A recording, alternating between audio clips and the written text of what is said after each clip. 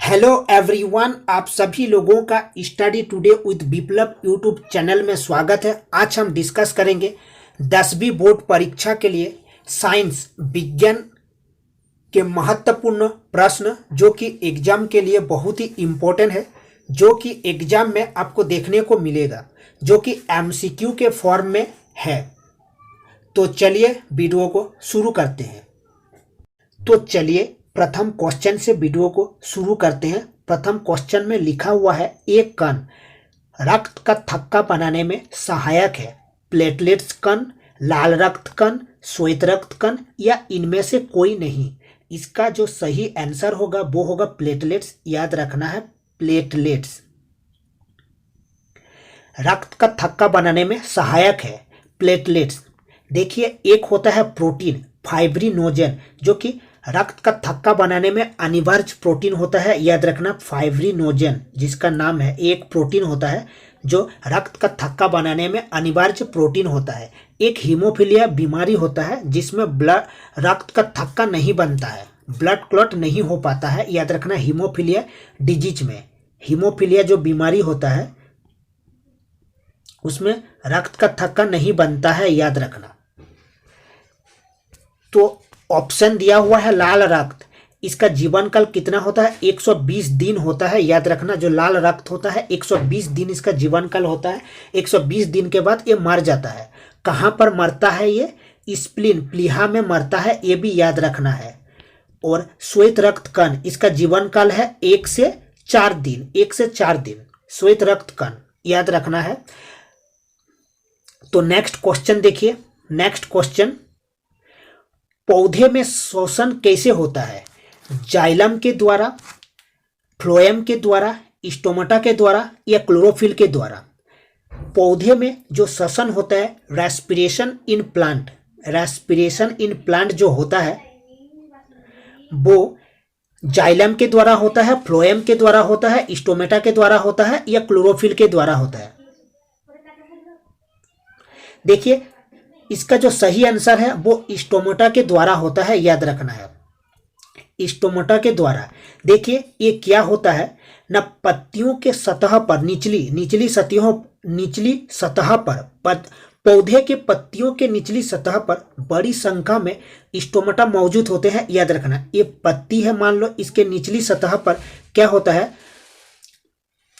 बड़ी संख्या में स्टोमेटा मौजूद होते हैं। प्रत्येक स्टोमा के केंद्र में एक छिद्र होता है जो गार्ड सेल नामक 2 गुर्दे के आकार की सेल से घिरा हुआ है और नियंत्रित होता है। जब स्टोमा खुलता है तब गैसों का आदान प्रदान होता है, मतलब डिफ्यूजन होता है।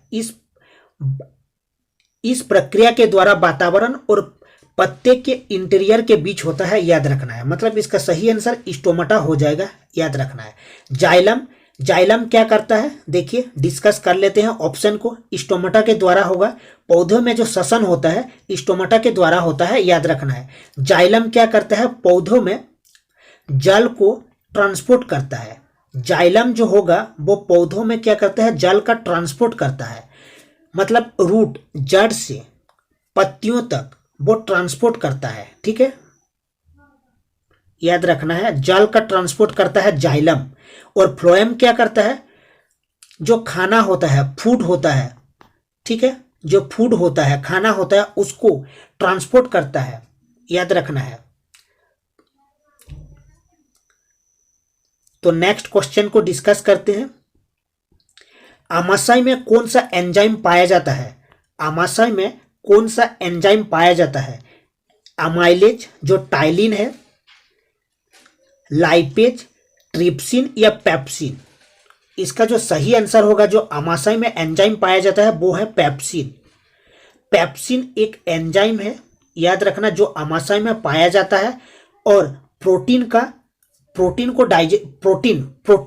में पाया जाता है एंजाइम। याद रखना, प्रोटीन में, ठीक है, प्रोटीन को डाइजेशन करता है पेप्सिन। याद रखना है, पेप्सिन पेप्टाइड में ब्रेक होता है पेप्सिन। याद रखना, जो आमाशय में पाया जाता है। याद रखना।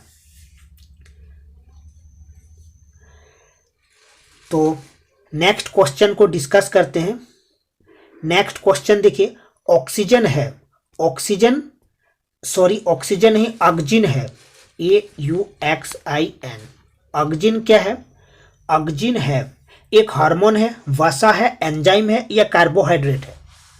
देखिए एक हार्मोन है, याद रखना ऑक्जिन जो है एक हार्मोन है, एक हार्मोन है, याद रखना ऑक्जिन जो है एक हार्मोन है, इसको आप याद रखना है, ठीक है। जैसे पेप्सिन एक एंजाइम है, अभी हमने डिस्कस किया, जो प्रोटीन को डाइजेशन करता है, पेप्सिन एक एंजाइम है, ठीक है। और कार्बोहाइड्रेट, कार्बोहाइड्रेट जो शर्करा है, याद रखना ग्लूकोज, जैसे ग्लूकोज हो गया, ठीक है, ग्लूकोज ग्लाइकोजन में ब्रेक होता है, वसा फैट। तो ऑक्जिन क्या है? एक हार्मोन है, याद रखना है ऑक्जिन क्या है? एक हार्मोन है जो कि प्लांट को ग्रोथ करवाने में हेल्प करता है, याद रखना प्लांट हार्मोन है, याद रखना प्लांट हार्मोन जो कि ग्रोथ में एक काम करता है, ठीक है। तो नेक्स्ट क्वेश्चन देखिए, आनुवंशिक गुणों का संदेश होता है, आनुवंशिक गुणों का संदेश होता है। ऑप्शन को देखिए, डीएनए अणुओं में, जीव द्रव्य में, तंत्रिका में, मस्तिष्क में।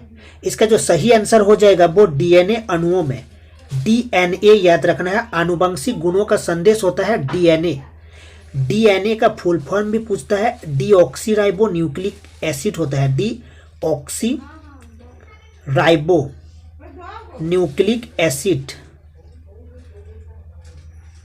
Nucleic acid deoxyribo nucleic acid होता है, याद रखना है। और आरएनए का full form ribo nucleic acid, याद रखना है। आनुवंशिक गुणों का संदेश होता है डीएनए अणुओं में, deoxyribo nucleic acid. Next question देखिए, जनन संचारित रोग है, जनन संचारित रोग है जो सेक्सुअल बीमारी है, जनन संचारित वो जो बीमारी है वो है सिफिलिस, एड्स, गोनोरिया, इनमें से सभी। देखिए इसका जो सही आंसर है इनमें से सभी, मतलब सिफिलिस भी होता है, याद रखना है, एड्स भी होता है। सिफिलिस एक बैक्टीरियल डिजीज है, ये एक बैक्टीरिया से होता है, ठीक है, बैक्टीरियल डिजीज है सिफिलिस। गोनोरिया भी बैक्टीरियल डिजीज है, ठीक है। एड्स ये वायरस से होता है, एड्स HIV वायरस से होता है, जो कि सभी जनन संचारित रोग है, याद रखना है। तो इनमें से सभी आंसर हो जाएगा। नेक्स्ट क्वेश्चन देखिए, मनुष्य में कितने जोड़े गुणसूत्र पाए जाते हैं? मनुष्य में कितने जोड़े गुणसूत्र पाए जाते हैं? 22 जोड़े नहीं होगा, 44 जोड़ा नहीं होगा, 46 जोड़ा नहीं होगा, 23 जोड़ा हो जाएगा, 23 पेयर, 23 पेयर होगा, याद रखना है, ठीक है। 23 पेयर मतलब 23 जोड़े। अगर टोटल पूछ ले तो 46 होगा, याद रखना है, ठीक है। मेल में कौन सा पाया जाता है? XY, और फीमेल में मतलब पुरुष में XY, और जो महिला होते हैं उसमें XX पाया जाता है, याद रखना है। तो नेक्स्ट क्वेश्चन को डिस्कस करते हैं। विश्व पर्यावरण दिवस कब मनाया जाता है? विश्व पर्यावरण दिवस 5 जून को मनाया जाता है, याद रखना है। विश्व पर्यावरण दिवस 5 जून को मनाया जाता है, याद रखना है। नेक्स्ट क्वेश्चन को डिस्कस करते हैं। देखिए नेक्स्ट क्वेश्चन, बेतला राष्ट्रीय उद्यान किस राज्य में स्थित है? बिहार नहीं होगा, अरुणाचल प्रदेश नहीं होगा, राजस्थान नहीं होगा, झारखंड हो जाएगा। इसका सही आंसर झारखंड। बेतला राष्ट्रीय उद्यान झारखंड में पाया जाता है, याद रखना है। नेक्स्ट क्वेश्चन देखिए, ग्लोबल वार्मिंग के लिए उत्तरदायी गैस है, ग्लोबल वार्मिंग के लिए उत्तरदायी गैस है। O2 नहीं होगा, NH3 नहीं होगा, CO2 कार्बन डाइऑक्साइड, याद रखना है, carbon dioxide, carbon dioxide, CO2 carbon dioxide, CO2 nitrogen नहीं होगा, CO2 carbon dioxide global warming के लिए उत्तरदायी गैस है।